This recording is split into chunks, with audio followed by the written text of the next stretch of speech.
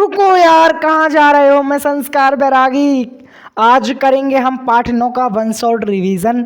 आप सभी का इस रिवीजन क्लास में हार्दिक अभिनंदन है। और हम चालू करते हैं आज की यह श्रृंखला में हमारा पहला सवाल है, जब सभी वस्तु अपनी गति की अवस्था में, सभी की जगह आप कोई लगा सकते हैं, सभी की जगह आप कोई शब्द का यूज कर सकते हैं। ठीक है, मेरे समझाने का इतना ही मतलब है कि जब कोई वस्तु, सभी के स्थान में मैं कोई प्रयोग कर रहा हूं, जब कोई वस्तु अपनी गति की अवस्था में बाहरी बल का विरोध करती है तो यह क्या कहलाता है? देखो समझिएगा ध्यान से ना, आपको मैं सही बताता हूं, इतने अच्छे से आपको समझ में आ जाएगा, आप भूल नहीं पाएंगे फिर इस प्रकार के क्वेश्चंस। अब आपके अंदर एक्साइटमेंट तो बढ़ गई होगी, तो चलो आपके एक्साइटमेंट को दूर करते हैं और चलते हैं सवाल की ओर। कोई वस्तु है भैया, ले लेते हैं, जैसा सवाल कहता है वैसे करते चलो, आंसर खुद ब खुद मिल जाएगा। ये वस्तु है, मैं इसको गेंद ले लेता हूं, गेंद है ये। अब ये गेंद गति कर रही है भाई, गति मतलब अपने स्थान को परिवर्तित कर रही है, बार बार चल रही है, समय के जैसे तेज चल रही है। लेकिन क्या होता है, उसी समय कोई व्यक्ति उसको पकड़ता है, कोई व्यक्ति उस पर बाहरी बल आरोपित करता है। तो ये क्या कहती है, अपनी गति की अवस्था में ना इस बल का विरोध करती है कि मत रहो तुम मेरे पास, मेरे को अपनी इसी गति में रहने दो।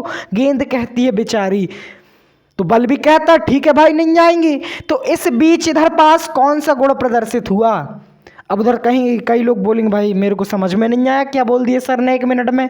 तो मैं समझा दूंगा यार एक बार और। देखो, एक बॉल है, वो जा रही थी और इतनी तेज जा रही थी कि समय की स्पीड से जा रही थी।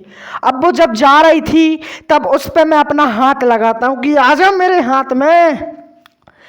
तो जब मैं उसमें अपना हाथ लगाता हूं, मतलब मेरे द्वारा उसमें एक बल लगाया जा रहा है। समझो ध्यान से, मेरे द्वारा उस गतिशील वस्तु में बल लगाया जाता है। तो वो वस्तु मेरे द्वारा लगाए गए बल का विरोध करती है और मेरे से दूर चली जाती है भाई। अब दूर चली गई तो ये जो स्थिति आपके सामने मैंने प्रकट करी है ना, तो इस स्थिति का हमको नाम बताना है कि क्या कहलाता है। तो ये कहलाता है जड़त्व, ये कहलाता है जड़त्व। इसमें जड़ता का गुण होता है। जैसे जड़ स्थिर होती है ना पेड़ की, ये कोई पेड़ है, इसकी ये जो जड़ होंगी ये स्थित होंगी, ये बाहरी बल का विरोध करेंगे कि नहीं? तो जड़ द्वारा बाहरी बल का विरोध किया जा रहा है, इसलिए हम इसको जड़त्व कहते हैं। आसान तरीका याद करने का, मैंने भी इसको ऐसे ही याद किया है। ठीक है, अब हम आगे चलते हैं। आगे हमारा क्वेश्चन कहता है कि किसी वस्तु के वेग और द्रव्यमान का गुणनफल क्या कहलाता है? तो पहले तो आपको वेग समझना है। वेग का मतलब होता है, वेग में परिवर्तन की दर तो हो गई अपनी त्वरण। मैं किस दिशा में खड़ा हूं? मैं बोलता हूं उत्तर दिशा में खड़ा हूं। अब मैं इस दिशा में गति कर रहा हूं, मतलब मैं जिस दिशा में गति कर रहा हूं वो दिशा मेरी निश्चित है कि मैं उत्तर की दिशा में गति कर रहा हूं, मैं उत्तर की दिशा में गति कर रहा हूं। तो यही कहलाता है वेग। वेग है। और द्रव्यमान का मतलब होता है वजन, वजन है। जब हम इन दोनों का गुणनफल करेंगे तो क्या प्राप्त होता है, यही हमको बताना है। तो हमको प्राप्त होता है वेग और द्रव्यमान दोनों का गुणनफल किया, हमको संवेग प्राप्त हुआ। संवेग का निर्माण वेग शब्द से हुआ है, इसलिए आप इसको इस प्रकार से भी याद कर सकते हैं। अगला अब हमारा क्वेश्चन है क्रिया बराबर प्रतिक्रिया। बहुत सरल क्वेश्चन है, समझ में आ जाएगा। पहले इसका हम राइट आंसर राइट जगह लिख लेते हैं। हमने इसका आपको आंसर बताया, क्या बताया दोस्तों? भूल गए इतने जल्दी? संवेग। चलो ठीक है, क्रिया बराबर प्रतिक्रिया। समझो ध्यान से, जो भी हम क्रिया कर रहे हैं उसके विपरीत हमको प्रतिक्रिया मिल रही है। मैंने इधर पास बॉल मारी, बॉल मेरे पास आ गई, तो ये क्या कहलाएगा? अपन खेलते रहे यार, कैच कैच खेलते, भूल जाते हो यार तुम लोग। बॉल को हमने दीवार में मारा, बॉल हमारे पास आ गई, वॉलीबॉल खेलते हैं, तो वो क्या कहलाता है, यही हमको बताना है।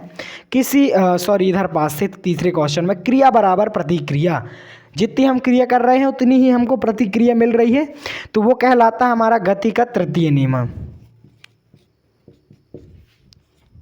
गति का तृतीय नियम गति का तृतीय नियम। ठीक है, अगला क्वेश्चन है हमारा, किसी वस्तु के द्रव्यमान, किसी वस्तु का है सॉरी इधर किसी वस्तु का द्रव्यमान उसके खाली स्थान की माप है। तो ये तो थोड़ा आपको समझना पड़ेगा। द्रव्यमान मतलब वजन। तो देखो, हम जितना ज़्यादा वजन, जैसे मेरा वेट यदि ज़्यादा है तो मेरे को मेरे स्थान से अलग करने में भी थोड़ा क्या लगेगा, बल लगेगा। तो मैं इधर पास खड़ा हूँ, ये मान के चलो मैं हूँ, मेरा वजन मान के चलो 80 किलो है। अब जब मेरे को हटाया जाएगा इधर से, बरोबर बल दिया जाएगा, है ना, तो मैं क्या इतने जल्दी हट जाऊंगा? आप कहोगे नहीं। तो जो मैं हट नहीं रहा हूं ना, तो वो क्या कहलाता है? वो कहलाता है हमारा जड़त्व। मैंने आपको ऊपर समझाया था।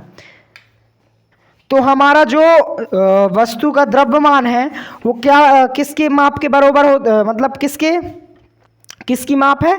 तो वो है जड़त्व की माप, जड़त्व की माप। अगला क्वेश्चन है बल का एसआई मात्रक। तो बल के 2 एसआई मात्रक हैं, लेकिन आपको मैं एकदम आसान तरीके में बताऊंगा। तो पहले तो आपको ये बताना है गति का नियम किसने दिया था? चाचा चौधरी ने? ओ नहीं, दिया था किसने? सरदार वल्लभ भाई पटेल ने। वाह क्या जवाब है यार, आप लोग का मजा आ गया। अरे भाइयों, मेरे भाइयों, बल का नियम दिया था हमारे न्यूटन साहब ने। न्यूटन, उनके सिर में सेब गिरा था, यही कहलाता है हमारा गति का नियम। तो बल का एसआई मात्रक हमारा रखा गया है, न्यूटन साहब के नाम पर रखा गया है। न्यूटन, जो हम इंग्लिश में इसकी मीनिंग लिखें तो फर्स्ट हमारा लेटर एन होगा। तो इसका पहला मात्रक मैं आपको एन बता दे रहा हूँ। ठीक है, एन है, या फिर एन के स्थान पर आप न्यूटन लिख सकते हैं। और यदि आपको ये दोनों अच्छे नहीं लग रहे, आप ये रट्टा मारने में होशियार हैं, तो आपको एक और मात्रक मैं बता दे रहा हूं, kgms माइनस। इसके पीछे भी थोड़ी सी थ्योरी है, लेकिन उसका कोई मतलब नहीं है। तो देखो, आप एन लिख सकते हैं, यदि आपको ट्रिक चाहिए तो एन लिख लीजिए, और बड़ा चाहिए तो न्यूटन लिख लीजिए। और यदि आप रट्टा मारने में होशियार हैं, 1 सेकेंड में रट्टा मारते हैं, तो फिर इसको याद कीजिए, kgms माइनस 2 घात उसकी। ठीक है, वीडियो अच्छी लगी हो तो लाइक करें, सब्सक्राइब करें। मैं आपका भाई संस्कार बैरागी इसी प्रकार के वीडियो लाता रहता हूँ। ये पूरी मैंने एक सीरीज बनाई है, इसमें हर प्रकार के क्वेश्चन, हर प्रकार के डाउट मैंने सॉल्व किए हैं। ये एक प्रकार की प्लेलिस्ट है जो आपको मेरे चैनल में मिलेगी। तो जाइए, आप पहले मेरे चैनल में जाइए, मेरे चैनल से आप प्लेलिस्ट पर जाइए, प्लेलिस्ट पर से फिर ये वाली आपको एक प्लेलिस्ट मिलेगी, आप इस पर चले जाइए। क्या है, इसमें आपका ही फ़ायदा है, और मैं स्टूडेंट का फ़ायदा कराने में माहिर हूँ। तो धन्यवाद।